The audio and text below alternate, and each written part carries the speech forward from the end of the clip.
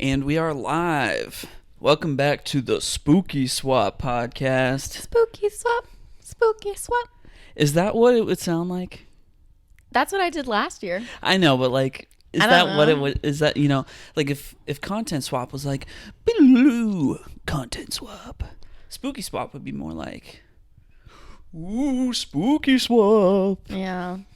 Not spooky swap, like Priceline Yeah. Negotiator.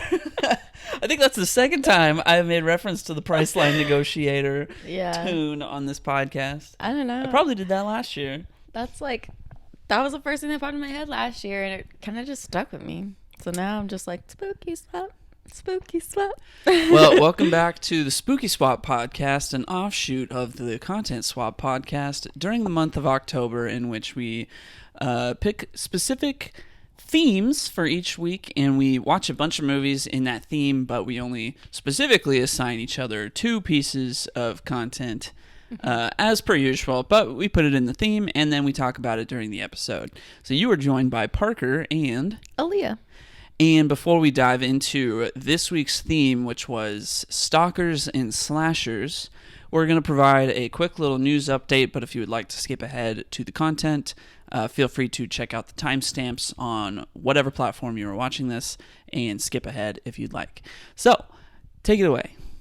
Yeah. I feel like, as per usual, not much has been going on. In case anyone is interested in all the movies that I watched this week to follow the theme. So I started with Scream.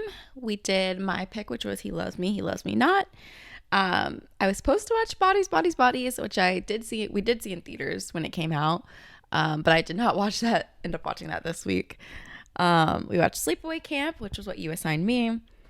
Watched Halloween. There was Friday the 13th, so we obviously had to watch Friday the 13th, which was new for both of us. Neither one of us had seen it before. Yeah, the original one from like 1980. Yeah. Yeah, crazy for there to be a Friday the 13th, like a Friday that falls on the 13th in the month of October. Yeah. Yeah. I absolutely love that it happened that way.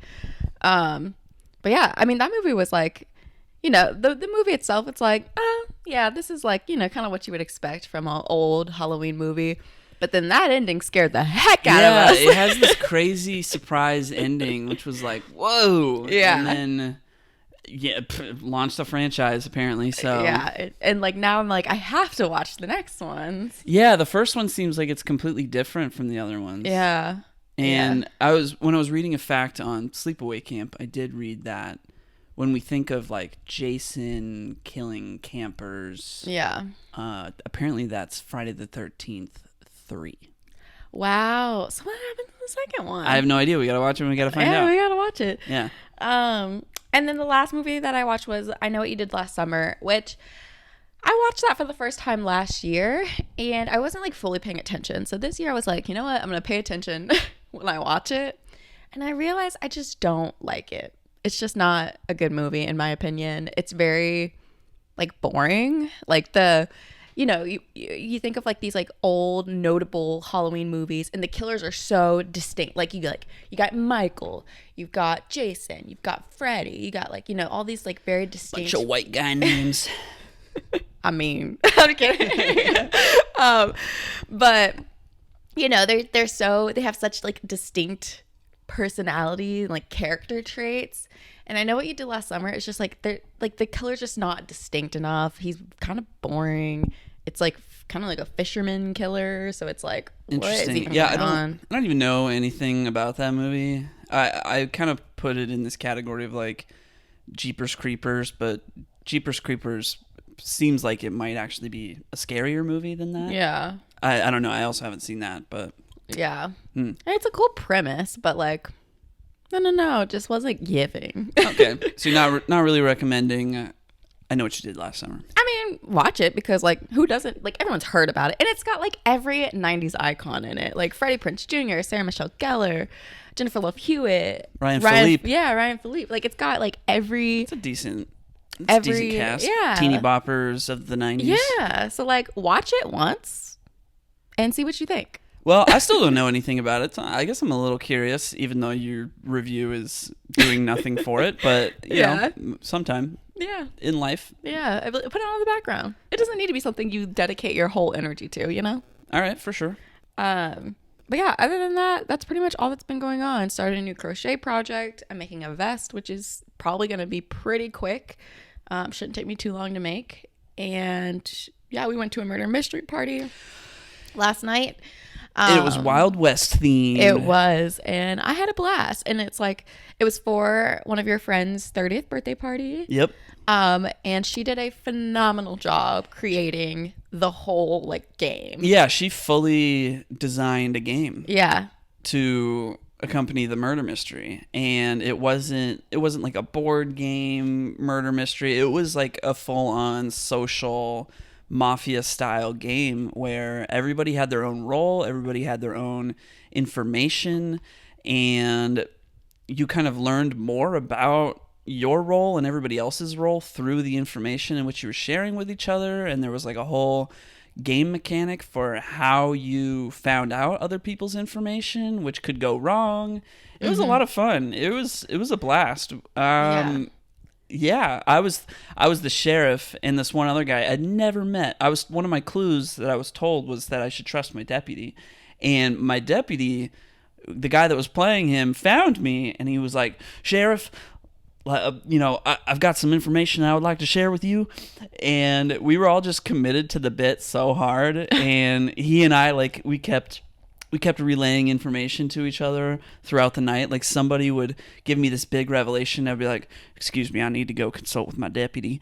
And he and I would just meet up and we'd share some more information. And I was sharing information with like you and my other friend who was, you were the bounty hunter. Mm-hmm. I was sharing information with my friend who was the rival gang leader. And no, it was just a ton of fun. Like, had a good time. Yeah. And like, so like generous of her to, you know, it's her birthday. We're supposed to be there to celebrate her, and she has put together this experience for us to enjoy. Right. And so like, that's so like wonderful of her to do that and to want to cultivate this experience for us, even though it's her birthday. Yeah. Yeah. There was a time close to the end where we were making like a big accusation of like who the killers were. Mm-hmm. And in order to do that, we had to have at least a group of 4. We had to get the suspected killers, and we all had to point our finger guns at them. Yeah. And she got so excited when she saw that. She's like, "This is what I wanted." She snapped a picture of all of us pointing our finger guns. We were wrong, but it was still like, well, we were half right. It was like everybody at the party just like stopped to pay attention because we were pointing our finger guns at these people that we've never actually met before in the middle of the living room of this house. Yeah. Oh, it was great. But the funny thing was, she was like, "All right, explain. Why is it these two?" And we were like, "Oh, yeah." Because they're suspicious. Yeah, we didn't have a very good backing. We were still trying to piece together the story. Yeah. Well, we are one of them, right? But we mixed up one person's identity with another person. Yeah. And it turns out the person who we got the identity wrong wasn't even one of the killers. So yeah. But it was a ton of fun. It was great. Yeah. Wonderful experience. Yeah. That's fully recommend a murder mystery party for your next birthday. Yeah. Definitely. I'm sure it took months of planning and figuring that out, but she did a great job. Yeah. Well, any other updates? That is it. All right. Well, on my end, not a whole lot to update either. The last week I was talking about how, I'm still playing the Sea of Stars game. I'm now picking it up a bit more because last week I had just started Ratchet and Clank Rift Apart, which was for the PS5 and came out a couple of years ago. I finished it yesterday morning, and honestly, it was great. I've only played like a couple of Ratchet and Clank games, like older ones on the PS2, and now I'm playing this like premium PS5 experience, and it's like with this franchise that I played when I was a lot younger, with all of these characters that I remember, and it felt like a very special experience. I really enjoyed it, and it kind of opened my eyes to the talent of that studio, but also just the the way that Ratchet and Clank games are designed and are very like various mechanics throughout the experience, various weapons throughout the experience, and that's just kind of been baked in to the gameplay loop of that series since day one. So it's very, very impressive, extremely well made game. So I totally recommend that to anybody who hasn't played it, who owns a PS5. I think anybody can enjoy it, even young folks. Yeah, so now I'm just kind of solely focused on playing Sea of Stars, and I'm enjoying it a lot. Not much else to say about it, though. Next week, Spider-Man 2 comes out from the same studio that made Ratchet and Clank Rift Apart, and that comes out on the PS5, and then Super Mario Bros. Wonder comes out for the Nintendo Switch. So really looking forward to that. It's going to be kind of a big day, double release. So trying to get as much of Sea of Stars done before Super Mario Bros. Comes and distracts me away from it. So yeah, really enjoying that. Aside from that, I am finally trying to make an effort towards getting caught up on extended universe stuff in Star Wars. So the Ahsoka show came out, which apparently is really good. I haven't watched it, but everybody says that it's really good whether or not you've seen the extended universe like Star Wars Clone Wars TV show or Star Wars Rebels. But people who have seen those things say that having seen that stuff beforehand really just emphasizes the emotional weight of the events of Ahsoka. And I'm like, all right, that sounds like the best excuse possible to go and watch that stuff, which my friends have been recommending to me for years. So you're not a true Star Wars fan. I am not really. I watch all the movies. I watch anything that was made in live action. But now it's like, oh, there's this live action thing that, like, the best experience. You got to go watch all these cartoons. I'm like, all right, let's go watch the cartoons now. So I started. Clone Wars is good. As a Star Wars invested person, like what I've seen of Clone Wars, I enjoyed. Okay. I mean, that's what people have told me. I have also been told, like, it's 7 seasons, and it starts to really pick up around the 3rd season. So I'm like, okay, I got to watch these, like, cutesy first 2 seasons. That's fine. It's just more Star Wars. Like, I'm down for that. And I watched the Star Wars Clone Wars movie that came out before the show, which was not very good, but supposedly people agree that it's not very good. But it does seem like it was important for setting up Ahsoka's character, because that's like her first introduction. So yeah, I watched that. Now I'm like on the 4th episode of the show, and it's not bad. I am enjoying it. The show is notably a lot better than that movie was. The show has a lot more personality, so I'm into it. I will keep watching it, and hopefully that ends up being worth my time. And I set up like a whole timeline of Star Wars content that I'm going to try to watch in chronological order before I get to Ahsoka.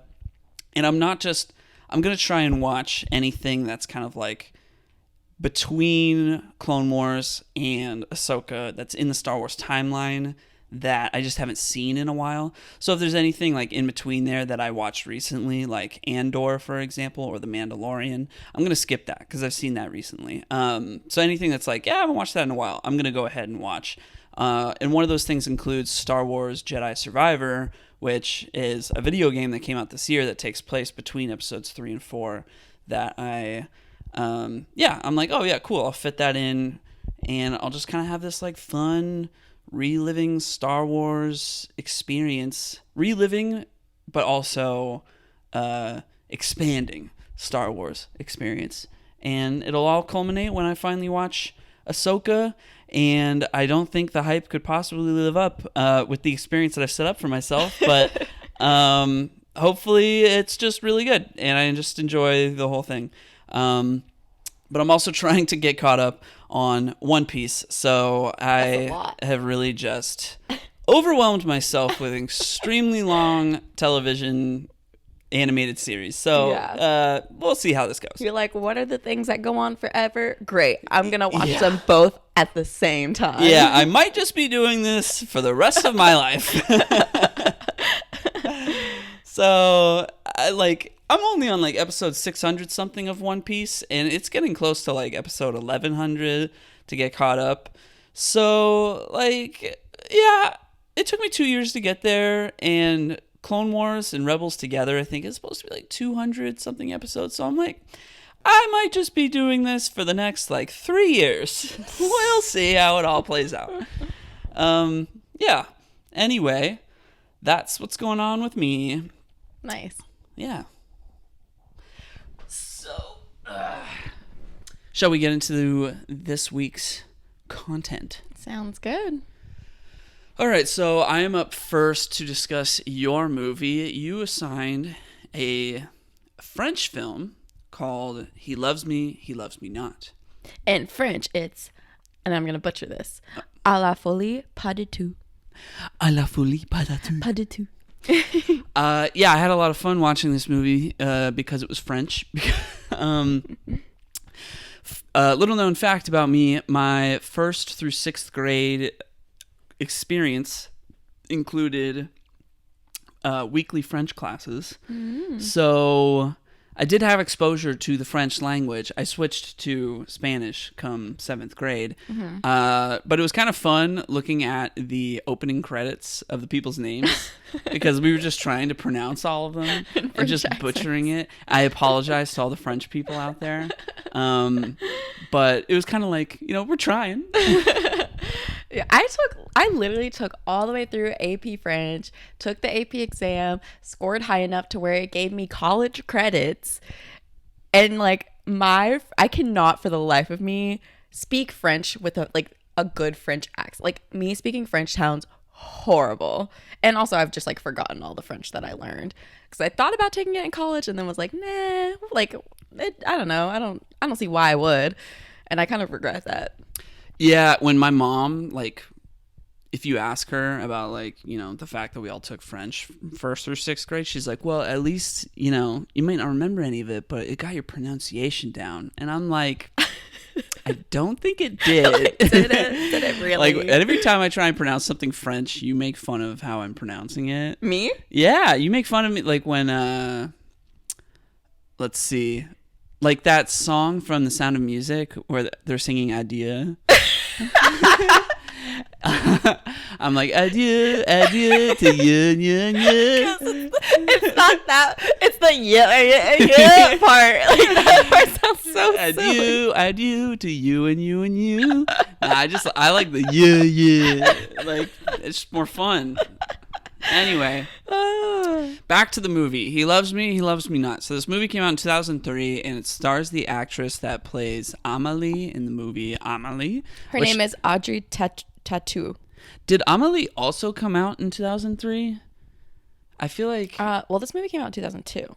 Oh, my bad. You were correct. Amélie came out in 2001. Okay, so she had just done Amélie prior to this movie. Yeah. Okay, so the movie itself, Audrey... What was it again? Tautou, I think is how you pronounce her Audrey name. Tautou. All right, got it. Tautou. I'm sorry. I don't know. I probably pronounced it wrong. It looks like Audrey Tautou. So we'll try with that. Okay, so she plays a talented young French artist named Angelique. And Angelique is in a complicated romantic relationship with a cardiologist named Loïc. And Loïc is married. So Angelique believes that he's going to leave his wife for her, much to the dismay of those around her who recognize that this relationship is unhealthy for her because he is all that she thinks about, and she's doing things like sending gifts to him, one of which includes a key to her place. So, yeah, it's just people are a little bit worried about her because, he's got a wife, and she's in this relationship, and, it's only going to lead to sadness for her. Well, his wife gets pregnant, so it looks like, he's never going to leave her. But then his wife has a miscarriage, and then she has hope again. But then still nothing. But then he, like, smacks one of his patients and gets arrested. You said that. Sorry. But then he smacks one of his patients. Smacks one of his patients and gets arrested. And then this is when it's heavily implied that when she sees this on the news, she's like, well, the patient has to be lying. There's no way that he smacked her. And then that patient then, like, turns up dead the next day. And it's very implied that, like, Angelique may have gone and killed this patient. So this is when it becomes kind of apparent that this love that she has for him may be a bit too much. I mean, people have kind of been saying, hey, this is a bit too much. But now it's like, oh, she might have just killed a person. This is definitely a bit too much. This relationship, maybe not the best thing. And he and his wife are just staying together through all of it. And she's so distraught. Trigger warning, by the way. I think trigger warning through the whole episode. We're going to be talking about some mature content. We'll see if we can get through it without it becoming an After Dark episode. But she's so distraught that she tries to get him to pay more attention to her throughout the, just doing things like running outside of his apartment, just trying to, like, hey, notice me. And she eventually attempts suicide. Well, when that happens, rewind back to the beginning of the movie, and now the whole movie is being told again from the perspective of Loic. And twist, turns out he and Angelique don't even know each other. And I was like, whoa, wait, what? Which, props to the director and the editor for just conveying that well. Mm-hmm. To the viewer, because that was very much like wait, like, I knew she was kind of crazy, but I didn't know she was that crazy. Yeah. To where she was an unreliable narrator. Mm-hmm. And suddenly it's like, oh, okay, wait, we find out that all the times that we thought they were interacting, that she was actually just stalking him. Yeah. And the wife's miscarriage, well, turns out Angelique hit her with a scooter. Loic smacking the patient, well, okay, this patient was very paranoid about her heart and kept coming back to him, and he knew that he had a stalker or was becoming suspicious of having one because he kept getting these gifts from Angelique. And so he was kind of at his breaking point after his wife's miscarriage. And so, yeah, I mean, he smacked his patient. Don't do that. But he thought his patient was the stalker, so... So Angelique is also actually, like, his neighbor. So when she tries to commit suicide, he kind of is, like, talking to the first responders. He ends up treating her, not knowing that she is this stalker that he has. And eventually he kind of has this, I don't really actually remember when he kind of has this epiphany that, like, the key that he got as one of these gifts is actually a key to her place next door. Do you remember that? Well, he pieces together that she's a stalker because her friend who really likes her was at the so her friend who really likes her is this guy, and prior to all of this happening, he came to visit the doctor and was like, leave my, like, girl alone, blah blah blah blah blah. Like, oh yeah, like, you let this girl go. She was so special, and I love her. And he had just fired his assistant for being just super incompetent. Yeah. And so he thinks that this guy is talking about his assistant that he let go. Like, oh, you let her down, yada yada. But he's actually talking about Angelique, and Loic doesn't even know who Angelique is. Yeah. So then cut to when she's at the hospital, that friend is there at the hospital as well, and, like, similarly, like, sees him in the hallway and is like, what that, like, she did this because of you. And so then he's like, wait a second, like, who is he here for? Yeah. Realizes he's here for Angelique and is like, oh, okay, maybe that's her. And he goes through, like, the letter, because he kept all the letters that she sent. Yeah. Kind of, and matches up her handwriting to that's right, something she filled out. Another classic handwriting matching up scene, and I got it this time. Got it. I usually am confused when characters are doing that. I'm like, what are they doing? Yeah. Yes, I got it that time. Yeah, and so then at that point, he's like, I have this key. Let me see if it works for the door, just to verify that it is her. So he goes over to her place next door. She's still in the hospital. So yeah, he opens it up with that key, basically finds a whole shrine dedicated to him.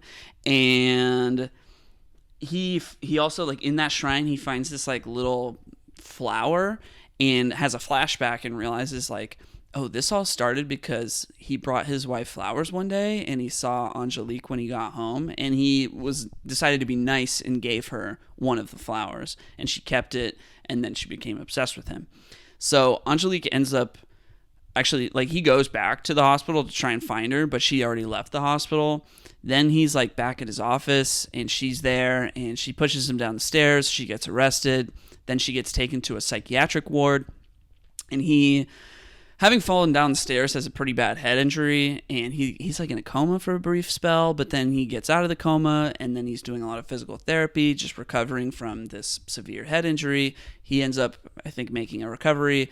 Then skip ahead, much time later, it's shown that she, in the psych ward, is dramatically improved. She recognizes that it's all made up in her head. She's ready to go back into the world as her own person, and the doctors let her leave, but then twist again, the custodian who is cleaning her room moves this, like, big picture on the wall and finds this, like, mural made up of pills in her room that's in the shape of Loic, which, you know, implies no, she did not forget about him, and no, she was not taking her medication this whole time. And then the movie, like, ends just right there. So yeah, that is the movie. So when watching this movie, I didn't know. I kind of forgot that it was just, like, Stalkers and Slashers. So I was like, is this about to be a slasher movie? But then I was like, oh, okay, maybe this is the Stalker. This is going to be a Stalker movie, and I wasn't sure who the Stalker was going to be. And then when I kind of slowly realized it was her, I was like, oh my God. But then it was like, oh, he doesn't even know her. Oh, this is bad. This is really bad. Yeah, I really liked this movie. This was a big surprise when I heard the title of the movie, and then it was like a French movie. I was like, what is this gonna be?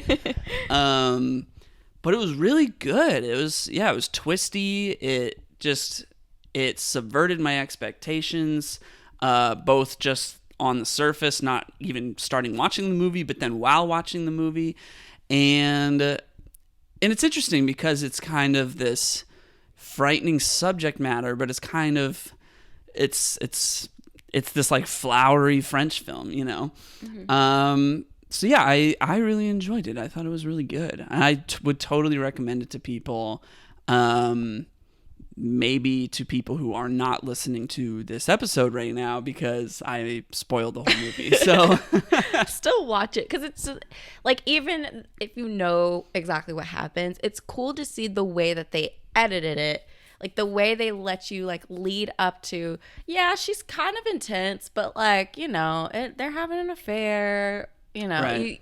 Like the way that they portray that and then do the rewind is just, like, so well done. Yeah. So, like, you can still appreciate it even if you know what the plot twist is. Yeah, this is a movie where if I was teaching a film class, I would probably assign it as a unit and ask the students to write an essay about it, because it's a really good example of effective use of editing, but then also, like, an effective use of kind of, like, implying certain events to the viewer through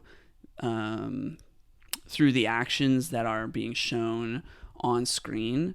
And it's not like, when we think that she has this relationship with him, it's because she is saying that she has one, and then we're seeing these things that are not actually directly them interacting, but as viewers we're filling in the gaps, and we're saying, like, oh yeah, they have a relationship, that's what's going on here.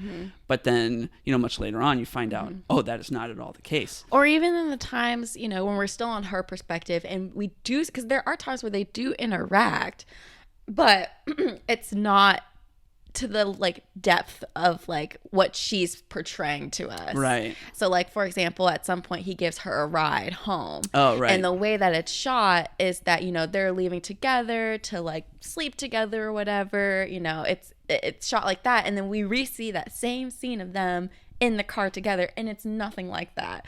And so it's like really cool how like you get a piece of it and it's just like completely different based on like minor details that they change, like the music or what. Well, not even, yeah, like the music, like for example, they play like the LOVE by Nat King Cole. Yeah.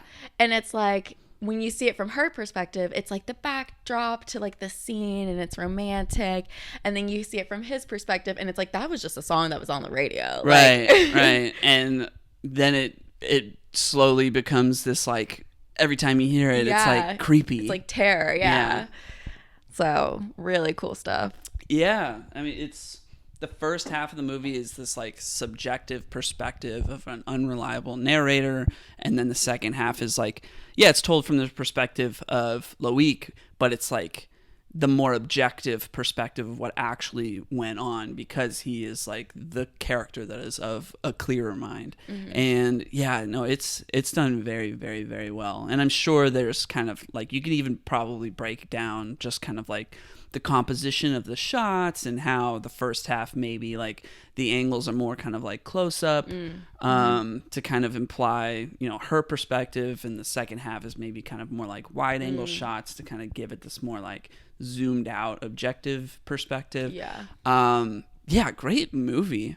Wow. Yay. Yeah, no, I just like I love seeing something like that. It's like, oh my god, you can just dissect every little thing about it, because there's no fat on it, you know. It's very slim, and it's got all of the essential components, and it just executes throughout without any faults. Yeah, great movie. I'm so glad you liked it, and I'm so glad that like the plot twist was a twist for you, because I was so afraid leading up to this, like, you know, as we were. Because typically, for Spooky Swap, we typically know each other's assignments ahead of time, because we're trying to plan out the themes and, like, figure out, you know, do you have something for this theme, that kind of thing. And I always create my calendar, and so I have to, like, I put them on certain dates. So we know each other's things. And I was so afraid. I was like, I'm scared I'm going to, like, spoil. Like, I was like, by labeling it Stalkers and Slashers, am I spoiling it? Like, I really want you to go in not knowing absolutely anything about this movie. Yeah. And I was so terrified that like it wasn't going to have the same impact for you as it did the first time that I watched it. Yeah, even if you read the description of the movie, I think that would kind of spoil it for you. Yeah. So like I really went in totally blind. I'm glad we watched it first for the theme of the week, because I kind of like, I just forgot what the theme was. Yeah. So yeah, I had, I think, the ideal viewing experience for this. So, and there was a point you were about to look it up, and I was like, "Don't look up this movie." Yeah. I was like, "Don't," because I think you were trying to find like, where can we watch it, and I was like, "Don't type it in. I'll find it. I'll find it. Don't do it." Yeah, no, great call. Yeah, really, really good stuff. Yeah. So good. All right, hit me with the facts. Yeah. So there unfortunately was not many facts to be found on this movie. I tried looking it up by its French name, because I was like having absolutely no luck looking it up by like the American title. That's okay. So I struggled a lot, but I want to talk about kind of Angelique's diagnosis, I guess, is the best.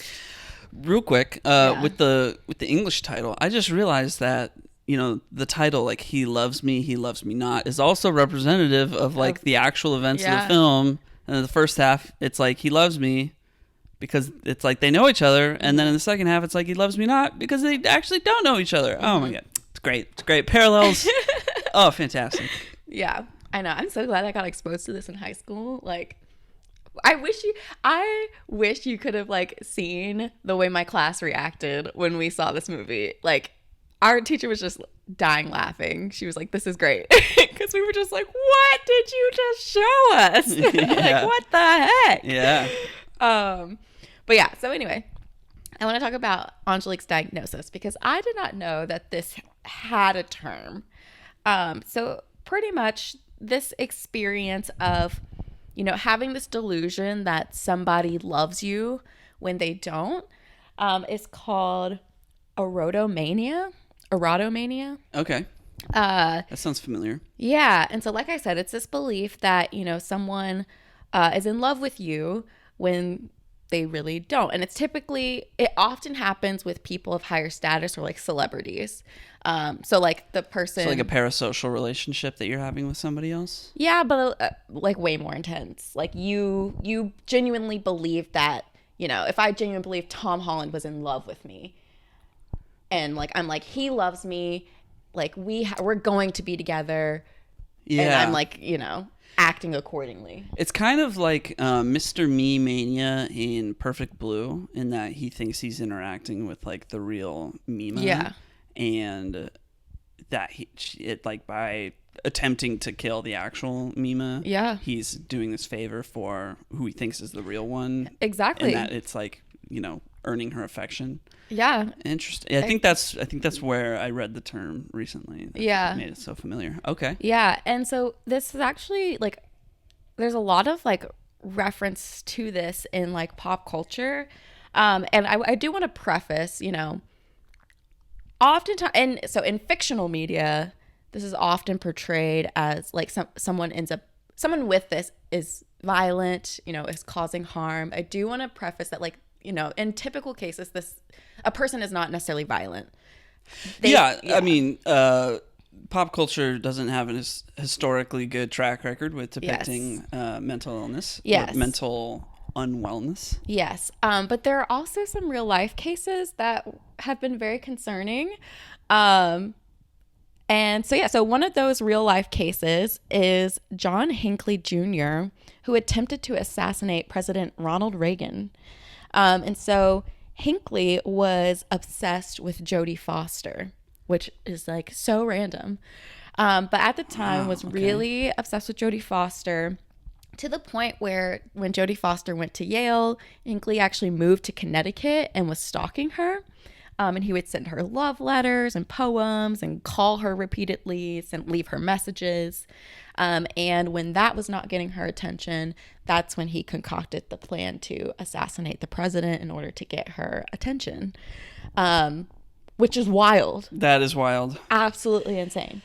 Wow. And then if Reagan was president in the 80s, it's like she then went and made Silence of the Lambs in like the early 90s. Like, good for her. Turning an insecure experience into power, in a way. Yeah. That's not the only real life case that we've seen. The murder of John Lennon.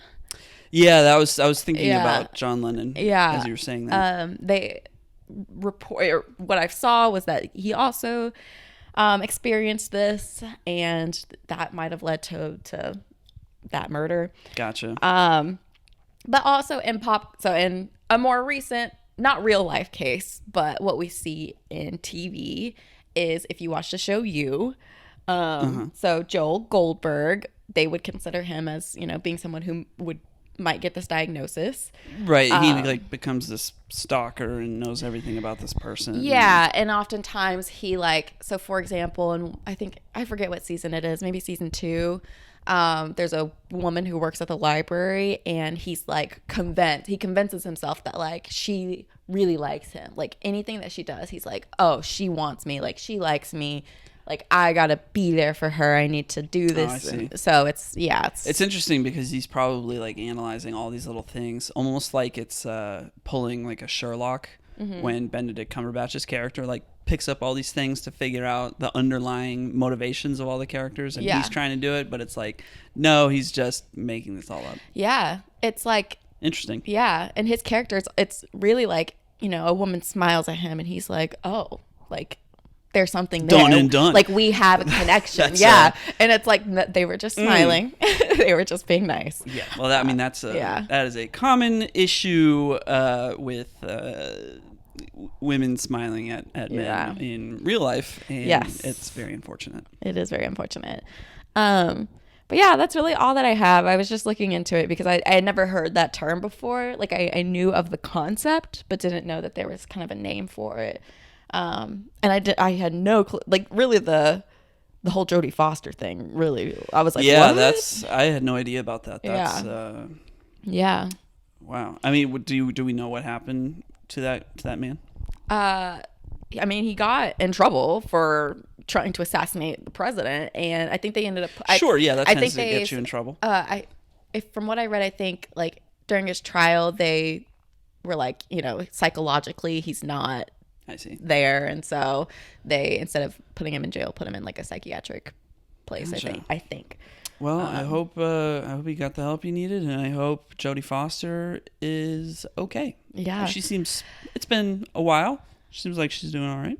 But like, I don't know how you do you bounce back from that? that? How do you bounce back? Like, just the fear. I mean, we talked about this in the episode about Perfect Blue. Perfect Blue. It's just like, to be a celebrity and to have this experience, like I would just be I would just be paranoid, and that's just like no way to live. That's why you have a bodyguard. That's why you have security. That's still like, oh my gosh, scary. Mm-hmm. Yeah, but that's all I have. I wish I had more facts because this is such a cool movie, but I couldn't find anything. No, that's okay. Yeah. All right. Would you like to shift gears? Sounds good. All right. Okay. Whew. Let me prepare myself for this one. Lord have mercy. So I was assigned. Yeah, no, this is going to be interesting. I was assigned a movie called Sleepaway Camp, and it came out in 1983. And so the movie starts with a family that's on vacation at this lake. And we see a dad and his son and daughter kind of hanging out in the water. They're having a good time. They're on a boat, and they kind of like fall off the boat. They're splashing around, swimming, all that great stuff. Well, just a few like feet away, this young teenage couple, or some teenagers, there's two teenagers driving a boat, watching their friend water ski behind them. And they're not paying attention, and they accidentally run over this family, killing the dad and one of the children, but it's kind of unclear which one. We don't know if the son or the daughter lived. So cut to 8 years later, and we see this woman sending off her son and her son's cousin named Angela off to camp. And so at this point, we're like, okay, Angela is the one who survived. The daughter survived the accident. And so Angela and her cousin go to camp, and Angela is just like extremely quiet. She won't eat. She doesn't really participate in the camp activities. And because of this, a lot of the counselors and other kids begin bullying her because they're like, what's wrong with her? Why doesn't she talk? Like, she's weird. And then her cousin's like, she's experienced trauma. Leave her alone. Like, she's fine. Yeah, the cousin's name is Ricky, and he has a big potty mouth. Yeah, he's like a little fireball. He is swearing all up, down, left, right, every which direction. Every time he opens his mouth, it is just profanity. Yes, but I was like, come on, Ricky. Yes, go for it. Because these people were being absolute terrors to his cousin. And so I was like, look at you defending your cousin. I'm here for that. It's just so funny to watch this angry little minor swearing left and right at people. Yeah, it is kind of silly. So like I said, counselors and other kids are beginning to bully her. And this is where like the bad begins.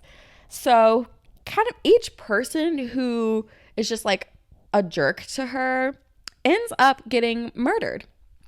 And so it becomes clear that perhaps Angela's the one who's doing this.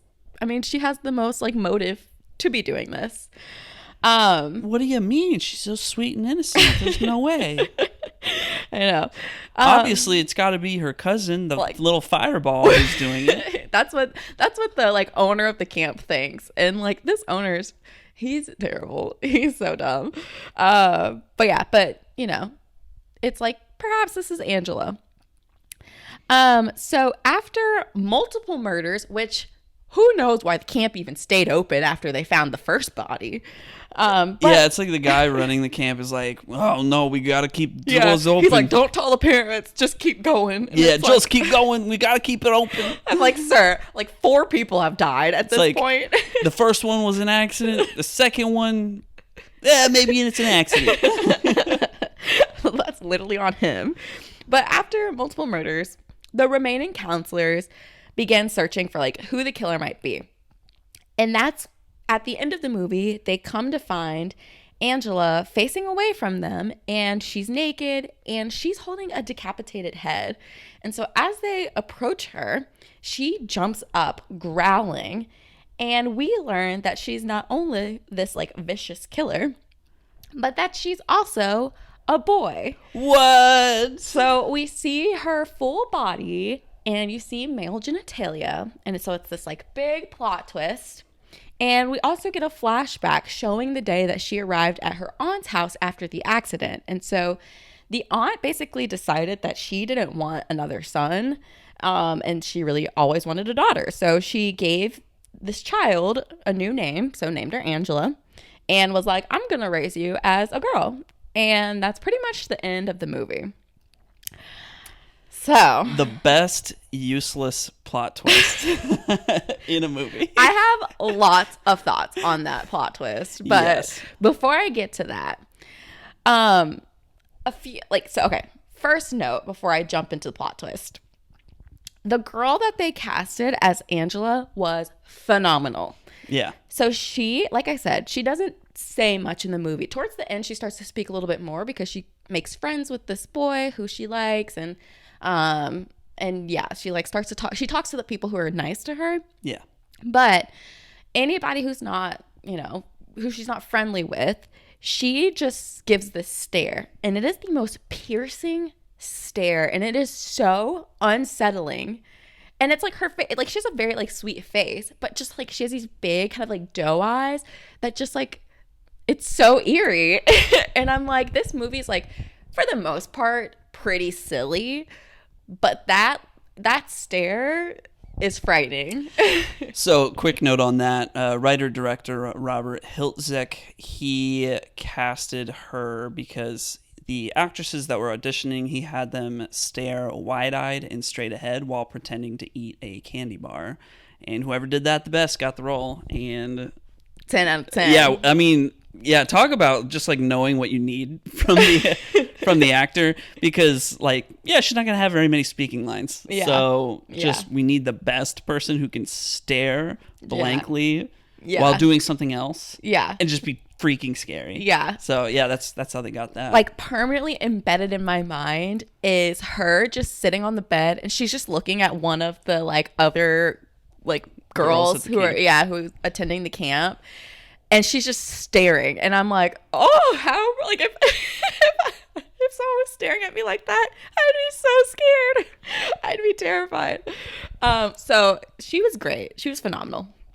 Now let me get into this plot twist because oh my gosh. Okay, so basically, I don't even know how to start this.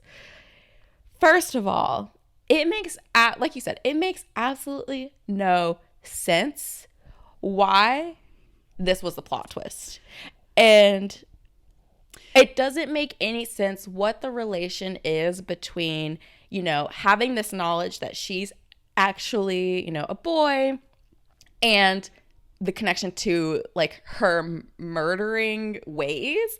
Like, I'm like, what am I supposed to get from that?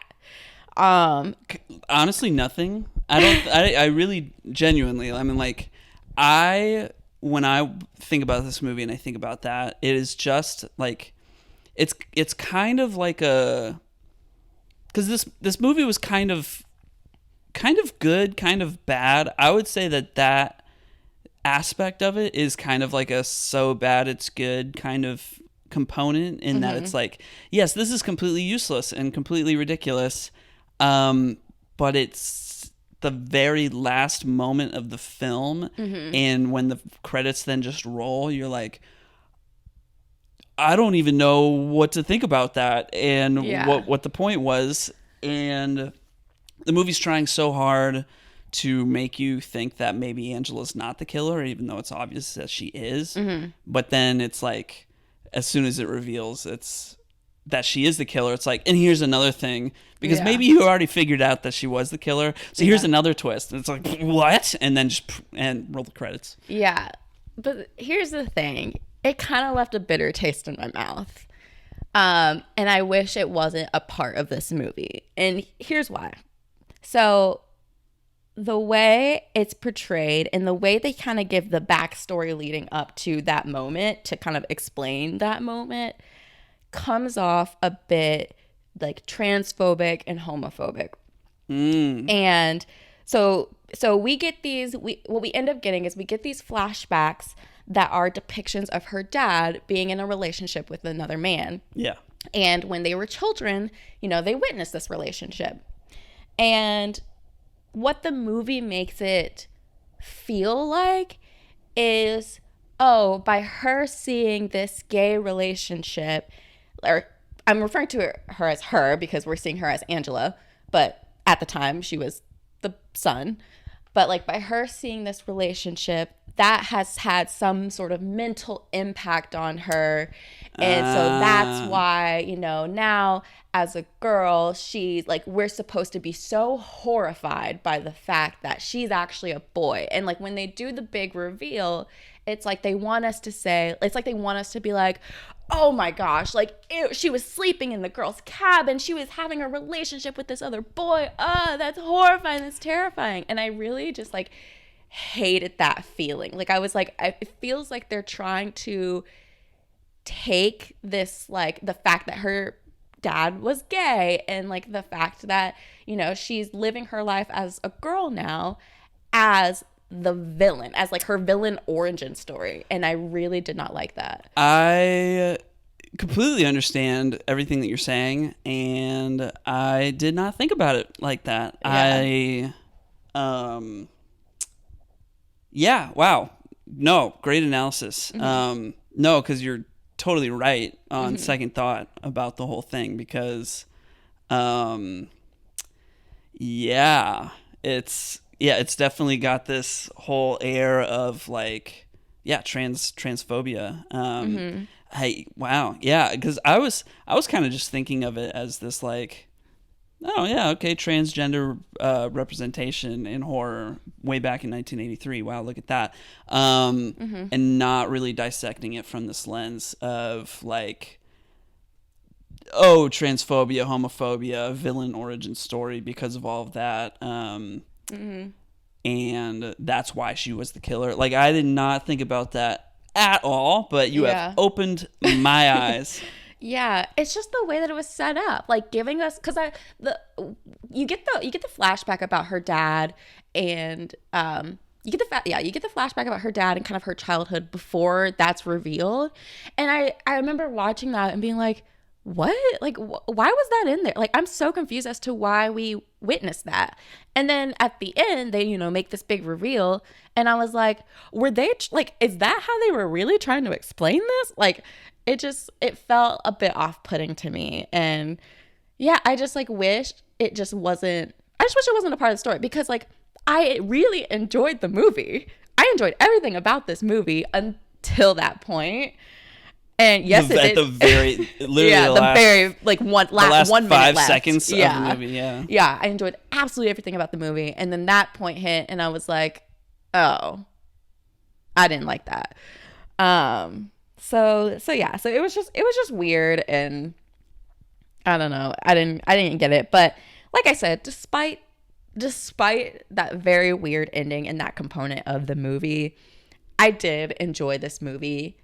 Just like seeing the murders, which I hate to say I enjoyed seeing the murders, but what I really love about like a good, especially like an 80s slasher movie, or just really any slasher movie in general, I like when the deaths are very diverse. Like I don't like when the like killing is very repetitive, like the same kind of way of killing. And so for this movie, you know, everyone died in their own unique way. Yeah, it wasn't really like a slasher film. Yeah. In that there was like only one person got killed by a knife. Yeah. And so like someone died by like getting attacked by wasp, and someone, you know, was severely harmed by like having hot boiling water on them and like drowning, and then someone got stabbed in the shower. Like there was like so many different ways a person could die at this camp. And so that was like very entertaining to watch. You weren't bored. You were like captivated the entire time. And like I said, it's like a silly like 80s movie. And yeah, it just gives that kind of like nostalgic horror movie feel. So I did enjoy it. I really wish that ending wasn't I don't think we really needed that. No, twist. we really didn't. Yeah. I mean, yeah, it is, like I said, it's an incredibly unnecessary plot twist. Yeah. And I guess when I call it like best unnecessary plot twist, it's just like, it really is just at the top of the list as far as like plot twists that shocked me, that really were just like not relevant to the plot of the movie. Yeah. It does a great job of like literally like I was like, what? Because it's like, where did that come from? They're actually they did leave clues throughout the movie to allude to that being her identity. Like when the aunt at the beginning of the movie, before they go to camp, is like, oh, here are your physical exams, by the way, but don't tell anyone where you got them from. Or like Angela's never going in the lake to swim. Or they talk about like, hey Angela, why do you always shower at different times than us? Yeah. They leave you put it together once you know the plot twist. But still it's like, well, why does this matter? It's like, why? Yeah, right. Agreed. No, I totally understand. So yeah, it still was just unnecessary. Yeah. Well, I mean, yeah, when you think back on all the people that were like kind of killed throughout the movie, it is like, yeah, only the bad people were getting killed. Yeah. You know? It wasn't like any of the good people were getting killed. I mean, the last person to get killed is like the boy that has a crush on her. Yeah. But he kind of like, you know, he kissed another girl at one point. He still didn't deserve to die. I know. Yeah, I know. No, he definitely did not deserve to die. But it's like every person that got killed did her dirty in some way. Dirty in some way. Yeah. Yep. That's all I have if you have facts. Yeah, I mean, I do have some facts. The movie made 30 times more than what was spent on it. Wow. Budget was about $350,000. And the film was dedicated to the director's mother, who died before production because her inheritance actually funded most of the movie. Wow. Let's see. Writer-director Robert Hiltzik. Not because he loved her, but because her inheritance. Well, I mean, yeah, he loved her. His mom died, and her inheritance funded the movie. It's just the way that she said it. I know, that was my bad. And then it made 30 times more than what was spent on it. So, like, thanks, Mom. I don't know. So, writer-director Robert Hiltzik actually went to the camp where they filmed at when he was a kid. Nice. Other indications of kind of like, you know, the low budgetness of this movie is that a lot of the cast and crew's relatives play extras in the movie. The paramedics that show up in the movie are actually real paramedics. Wow. Let's see, what else do I have on that specifically? No, just that.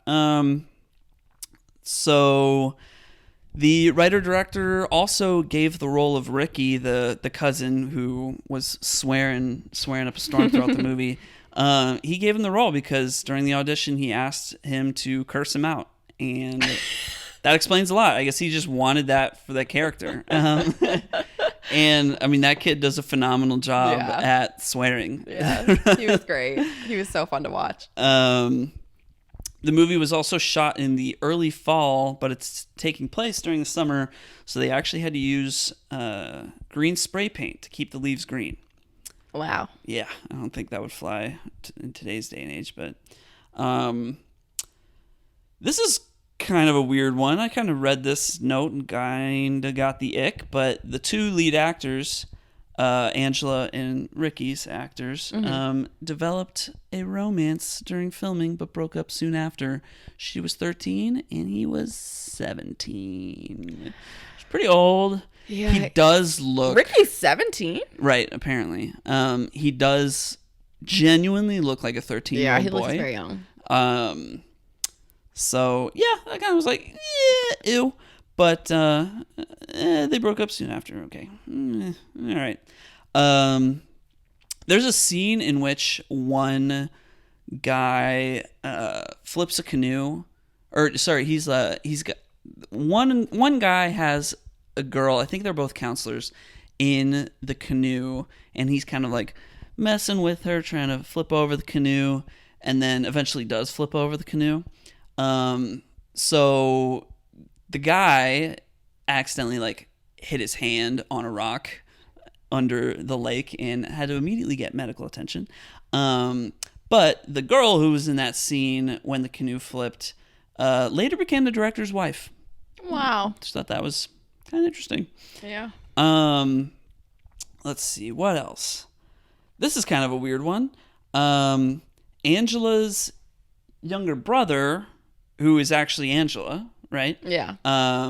The actor that plays quote unquote young Angela was played by Maximo Gianfranco Sorrentino, who is the older brother of Mike Sorrentino, aka The Situation from Jersey Shore. What? Yep. Oh my gosh. I was like, that's so random. Yeah. Let's see.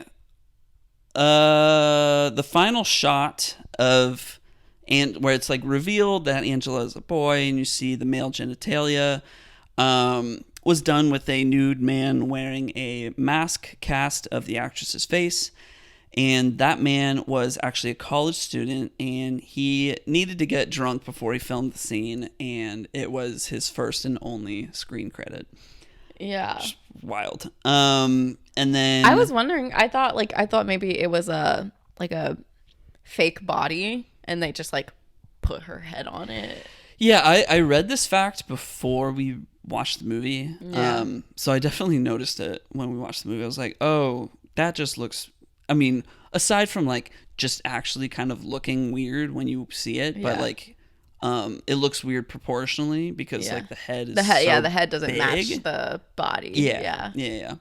And that's because it's just like a guy wearing a big mask. Gotcha. Yeah.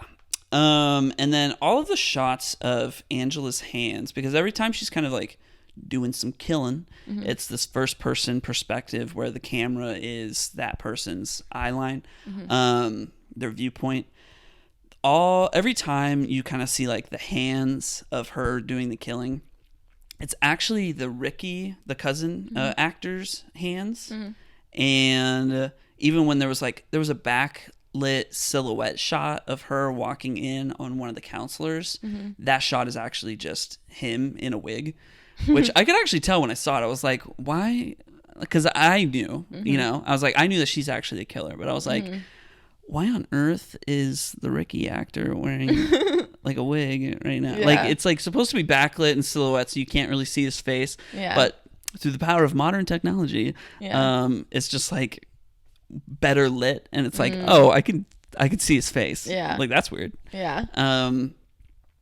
Yeah, so which kind of gets at this like idea that like, yeah, they really were trying to make you think that he was the killer. Yeah. But that it actually, I mean, rewatching it, it's like it's so obvious that she did it. Yeah. It's like there's no reason for anybody else to do it. Right. Like, they try to make us believe Ricky would do it. Ricky was out here was like fooling around with other camp members. He was swearing. Yeah, he was nowhere around. He was trying to protect her from the people who were doing her dirty, but he ends. I mean, yeah, the guy who runs the camp ends up like beating the snot out of him at one point, but then that guy immediately gets killed right after. So yeah.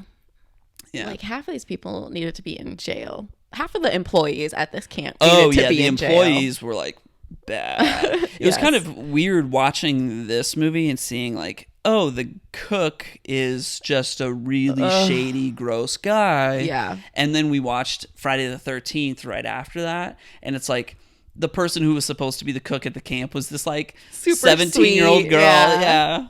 It's like just hitchhiking. This hitchhiking girl who's just like, yeah, I'm supposed to cook for the camp. Yeah. And it's like, oh, yeah. And then in this other movie, it's this like creepy middle-aged man doing all the cooking. Yeah. Which, like, And Friday the 13th, that poor girl, I was like, first of all, she went through the trouble of hitchhiking with like multiple people just to get murdered before even making it to the camp. Yeah, the last hitchhike was the one that did it for her. Yeah.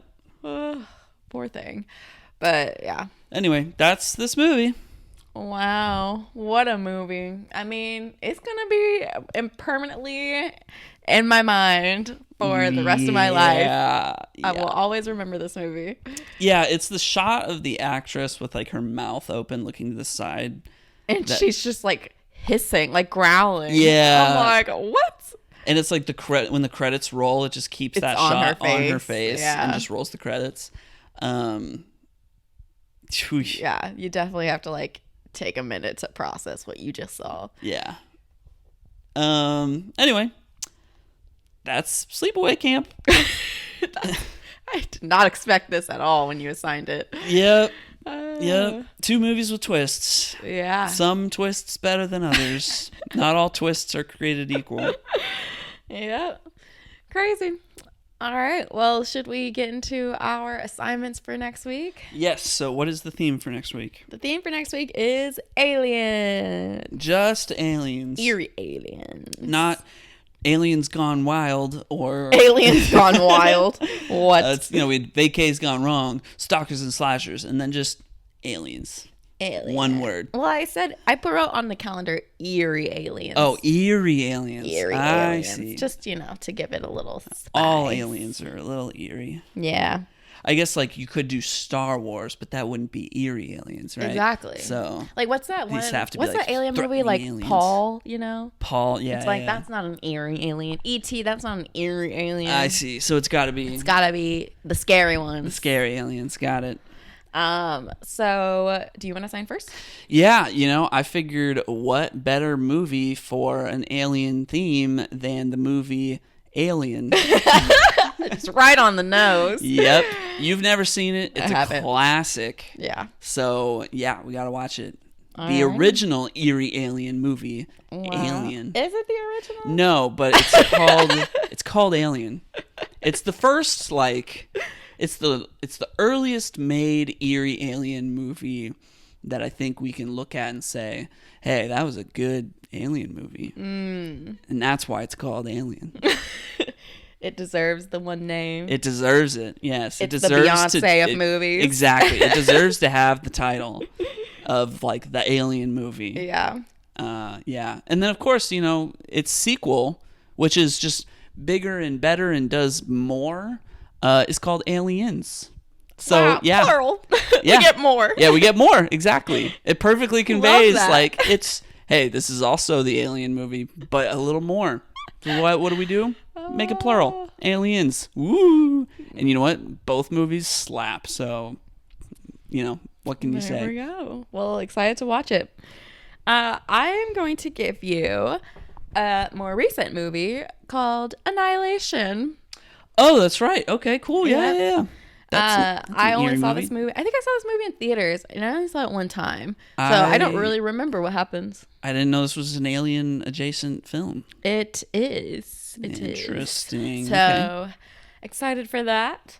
And yeah, that's all we got. Perfect. All right, cool. So next week it will be Alien and Annihilation. Yeah. Should I read the whole week in case people want to watch? An Alien and Annihilation.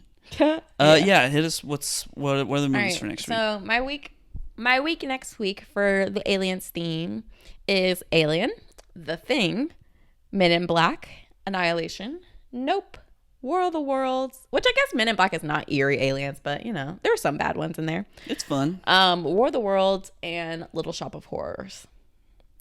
Is that an alien movie? I consider that plant an alien. Sure. All right. Yeah. All right. I think they label him an alien. Okay. I don't know. They probably don't. All right, for sure. Yeah. It's alien enough. All right. Cool. All right. That will be a ton of fun. All right. So we'll see you then for Alien and Annihilation. Hope you have a good week. Stay spooky and see you next time. Bye.